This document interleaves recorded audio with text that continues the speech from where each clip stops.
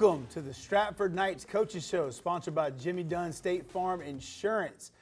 We are in region play in all our sports. Tons of exciting things happening. I'm here with my good friend and colleague, Denny McDaniel, right here. How we doing? Before we get too far into it, Coach McDaniel had a special treat today in the weight room. Some quality shirts that Mr. Buck and our production will be putting up. Did you feel good about that picture when you took it? I just didn't realize how glorious my senior picture was with that bowl cut I had and that chin rocked to the side. It was looking great, but it was well done by Lucas and Parker Kern. Well done on the shirts. Our cross-country teams need to see – it's Coach McDaniel sans beard. I don't know if that chin has seen the sun in 15 years, but it did see it his senior year at Stratford. Both of them. Both chins. So a little update on fall sports. Girls golf, big win over James Island and Somerville. They are gearing up for their region championship match. Chance to go after that into lower state. Girls golf doing some big things. Awesome. Really exciting.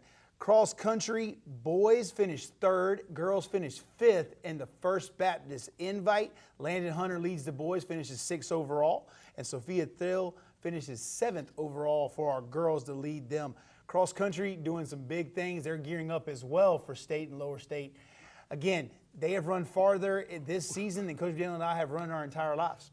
Combined. Swim is towards the end of their season. They have 2 qualifiers that I know of for state and a couple more that come up. Paige Laity for the girls as well as Casson Parker have both qualified for the state championships in swim, which are this Thursday and Friday. Coach McDaniel, will we get more views if there's a picture of you in a Speedo? No. No, we might get shut down. No one wants that. Breaking the obscenity law. Yeah, yes. No one wants that. Tennis has some big matches against Cane Bay and Berkeley this week, and their senior night is the following Tuesday. Tennis showing steady improvement. 12 girls on tennis this year. Yeah, doing a really good job out there. You can see them, putting in that work. Coach Pro's doing a good job of getting them going. So absolutely. Yeah. And volleyball, 2 region matches, Cane Bay and Berkeley this week. Cane Bay Tuesday at Cane Bay, Berkeley at Berkeley Thursday night. Coach Burnett getting ready to go for the last of the region swing, trying to bump up that RPI for the playoff spot. And that leads us to the big news.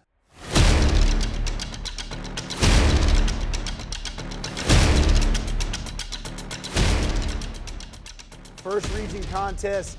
Coach McDaniel, I think my heart has finally stopped beating through his chest because there was a tale of 2 halves. And let's be honest, we were not very good offensively in the first half. No, not at all. Definitely the probably poorest performance we've had offensively. Definitely this year, probably the last couple of years. I just don't know if it's a combination of guys pressing and hats off to Berkeley. They did a good job that first half, but we came in at halftime, made some adjustments, and were able to come out there in the second half and have a good one. Down 17-0 at the half. Defense really only gives up 3 big plays in the first. They really did a great job. You hear a lot about our offense, tons of star players over there. Defense kind of hadn't seen as much love coming out, and I'll tell you what, they show up huge in this ballgame. But without question, I mean, they're the guys that kind of – and that's what we talk about. We talk about football as the greatest team sport because it's just not one person. We depend on defense, or offense depends on defense depends on offense, special teams, and just have those guys step up. Coach Smith and the defensive staff and the defensive guys did a great job all night long of containing a really, really explosive offense. Yeah, I told Coach Smith when I saw him, I said, if you told me to held him under 21 points, I would have bought you dinner. So now I got to dig deep in the pockets here. Bryce Clemens, huge game at linebacker. Yeah, several guys on the defensive side of the ball had a great game. Kermit Davis up front is just establishing his dominance as being one of the best defensive linemen in the state. Landon Simmons came on strong, had a huge stop. Him and Bryce Clemens, huge stop on a 4th down play that just electrified us, and were able to score 2 plays later and take the lead. Jonah Coleman played lights out all night long, always in the box, wrapping up. I felt this game was the first game all year that we seemed to have 11 hats to the ball at all times. Really flying around playing great team defense, and that's what we got to have moving forward. The word that Coach Smith told me was swarm, just absolutely swarming to the football at all times. And especially, you talk about Landon's big play on 4th down. So right there, this puts us in the second half. 4th down, it was 14-17 at the time. They had 4th and 1. They go for it. It was a home punt. They ended up going for it. And Landon just absolutely annihilates the running back. Thought it might have been a fumble as well, but we didn't get that call. It's worth your time to watch it, though. The put your view on Mr. Clemens and his absolutely insane celebration, losing his mind. The stadium was absolutely rocking on the fourth down stop. He was not the only one going crazy, but he was by far the one setting the tone. He was definitely setting the tone for that one. And on that same play, Landon, knifes in hard, hits him up top, stones him, and if you look on the film, there's Bryce Clemens just ankle biting, not letting it go, holding on for dear life. What a great play for us right there. You talk about Jonah Coleman as well. Just I don't think he plays above a thigh pad. Every tackle he makes is literally knees down, but he will get you on the ground, son. Ain't no doubt. That's just Coach Banding's toolage coming out in that double leg and single leg takedown. So actually, another guy who plays both sides of the football, Jamison Pelham, comes up with a huge sack on the very, very last drive Berkeley has. Bryce gets in there and presses him, and Jamison comes up with it. What's it like to have a guy playing both sides of the ball? We talk about, we're going to put our best 11 on the field. This year, Jamison's been a 4-year starter for us on offensive line. This year, Coach Manchester came and said, hey, we want to rotate him over there some. He's done a great job over there. His mindset's more made up for be a defensive player because he likes the physical play. But just an awesome job by him, seeing the opportunity, seizing it and making a play for us. Jaden McGrew at corner actually had a huge play. There's a big play at the second half where we had Berkeley backed up almost inside the one. Ball gets flipped out of their running back. I thought it was a safety. Mr. Buck thought it was a safety. Everybody in the place thought it was a safety. But Jaden comes up, makes a huge tackle right there because he's the last guy on the line of scrimmage, makes a big play almost in the end zone to really stone Berkeley right there. There was only one person in the stadium who felt it wasn't a safety. That's the guy who made the call. But hey, he saw it. I didn't. Not judging at all. But yeah, Jaden's done a great job for us. He transferred in last January from Timberland. We knew he was a heck of a player, but we've just seen him getting progressively better each week, and we're really excited for him. Well, one bright spot, first half, probably the most energy play we had. This guy's going to end up giving Coach Burnett have to have a defibrillator on. DJ Grant will field a punt. It does not matter where it hits. It does not matter if it's in the air. The ball will be fielded. Yes, we got to talk to DJ exactly what Peter means. Peter means get away from the ball, and he hears Peter, and it must mean like go to the ball. So, but you know what? It's really refreshing to have somebody who's going to field that punt because a lot of times you don't feel that punt, that ball roll back, and we're losing field position, and we know he's back there. There's a risk reward there. Right now he's getting a lot of rewards for us as far as picking that up. Stopping the losing field position, but he's also making some good returns as well. Exactly. He's a big time player, very explosive, quick, move side to side real well, cut and move, do all the right things you want him to do there. Mason Morris getting a start at linebacker really made some big tackles as well. Yeah, we had a little bout earlier in the week with some sickness. We had some guys that weren't able to dress on Friday night, and then Mason was able to step up. And he's been in between outside and inside linebacker, but to step up and made a lot of really good plays for us Friday night. Once again, he's a senior. That's what we expect those guys to do. So early in the first half, their quarterback, first of all, we need to say this about Berkeley. Berkeley, tremendous effort, tremendous team. Probably, I would say, our biggest test, depending on how you feel about Somerville. They played tremendously hard, and really we had to show up. Their quarterback, Henry Rivers, breaks out on a run, and Travoy Jenkins absolutely runs him down. Knocks him down. Yeah, that's a tremendous play for us because, we try to avoid a big play, and, he gets out, and Henry is a really good player, very fast. He took it out there, and that's just kind of a deflating. But then I have somebody like Travoy, senior, runs him down, makes a tackle. Kind of slows that momentum down a little bit. It helps us, right there, and we're able to get resettled on defense and then play some defensive football right there. So well, there's so many plays that could have gone either way. Realistically, like one big one, talk about Jonah Coleman. Ball gets thrown to the back of the end zone. I thought it was going to be a touchdown just looking at where I was standing. Yeah. And here comes just the hand of God off the top and just punches it into the stands. Just a tremendous play. Yeah, well, it was a really well-designed play by Berkeley.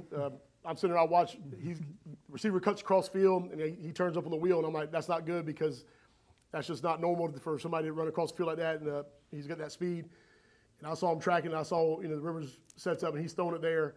And I was just like you. I was thinking, here comes a touchdown. And then out of nowhere, here comes Jonah, comes through, and just like Coach Shepard talks to those guys about, he played the ball, punched the ball right out, and saved the touchdown there for us. Well, offensively, really in the second half, like a totally different ball club. Really just had some trouble with their D-line in the first half, and then come out and just really show up, running the football, keep protecting Jenkins. Jenkins did have 2 fumbles. We also had 2 touchdown passes, both of which were absolute lasers. The first one to J.Q. Crosby, which, again, if he hadn't have caught it, was going to end up on the track. And then the second one was just a great little inside angle route to Malik. Just tremendous play. Yeah. Both those play designs were something we looked at, scouting film on them. We hit it with a play action fake. It was stuck that linebacker down. The safety had a tendency to stay outside. And so we told JQ, whenever you run this route, as soon as your foot's in the ground, expect the football. And he turned it, was on him in a hurry. But great execution right there. And then the play with Malik. We had been setting that up all game, because we found out that our linebackers would lock up man. And we kept putting him on the flat, and then we ran an angle route and brought it back in, made the linebacker be out of position, and he just outran him. He outran that Shrine Bowl linebacker and made the catch for a touchdown. So really good. And then to ice it, we come back, we get the ball, we get the stop on 4th down. We had to punt after that. Then we come back, we get the ball back, and Malik breaks off a huge run down the sideline. I mean, absolutely broke away to put us up 21-17. Just a great job by the guys up front. Tremendous job by him really breaking out. Yeah, we made adjustment at halftime. We were running some pin pull, so we put the H back on the backside, which gives a little different look to the defense, and ran across, and they kept calling for it, so we kept running to the weak side, which is, not normal to run pin pull weak, but we ran pin pulls. We got those guys up front. T.J. Bryant pulled around. Micah Adams did a great job at H back on that one, sealed off the edge with a kick out. Malik made one guy miss and did exactly what Malik does. He makes plays for us down that sideline, tremendous effort, and put us in the end zone to put us up. Really was a huge momentum swing for us. Now, the only negative about that entire play had to happen after we crossed the goal line, because our Shrine Bowl quarterback is dropped by Jamison Pelham. Great game by Pelham. Unfortunately, on the celebration, managed to let our quarterback hit the ground after he jumped up into his arms. We're going to need to probably practice that some more. We're going to work on the soft landing. We're going to work on the soft landing tomorrow morning. So we're definitely going to work on that. So then we end up getting the Berkeley punts back to us. We come back and really need that 4-minute drive to really end the game. Yeah. Malik breaks off a big run. I have on my notes Greg Campbell with the huge seal block, and then TJ with a giant drive block on that as well to get him loose. Yeah, it was just something, we got that ball back with 4 minutes to go. We went into what we call 4-minute offense, where we're going to try to milk the clock. We knew we were going to run the ball, but we were still open to passing it right there. And we told those guys, hey, listen, seal the deal. Don't come off the field. Make this happen. Let's just work on getting first downs. Malik made that great run right there. It was sprung by Greg and TJ. Sprung out there. James was also on that side. Did a really good job kicking out. Went down there, and then we were able to secure a couple more drives or a couple more plays there, and get it to where we could take a knee. And that's the.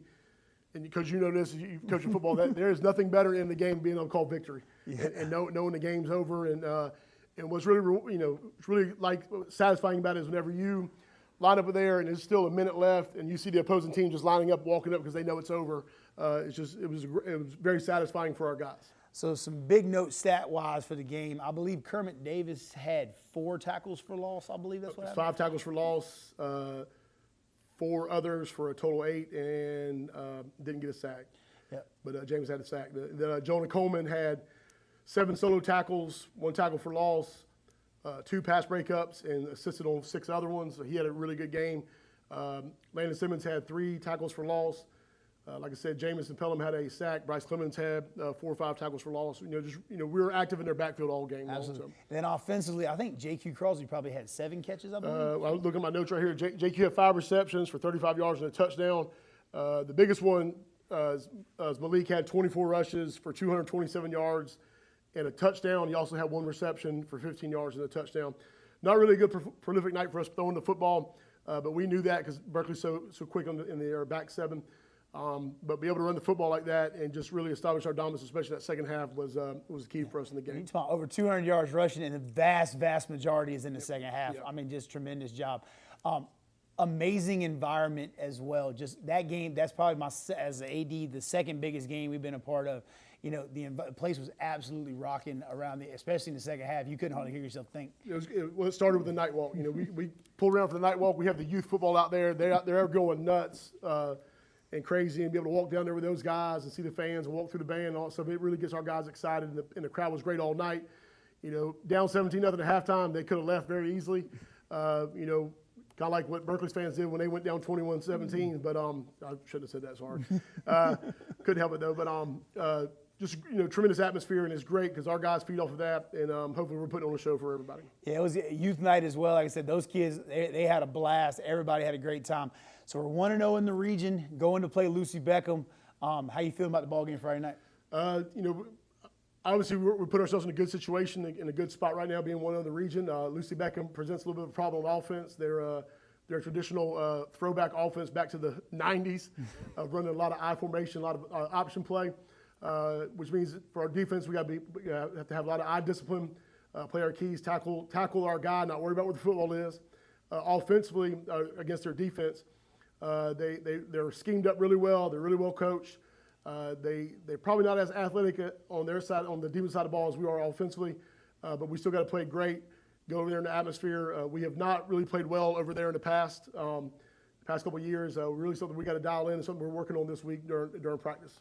Absolutely. Well, remember again, we have a JV B team game starts 5:30 Thursday night, and then Friday night we are at Lucy Beckham, which is I don't even know what they call that stadium anymore, but it's on the campus of Wando. Bob Hayes Field. Bob Hayes Field at 7:30. Hope to see everyone out there again. This is the Stratford Knights Coaching Show, sponsored by Jimmy Dunn State Farm Insurance. Go Knights.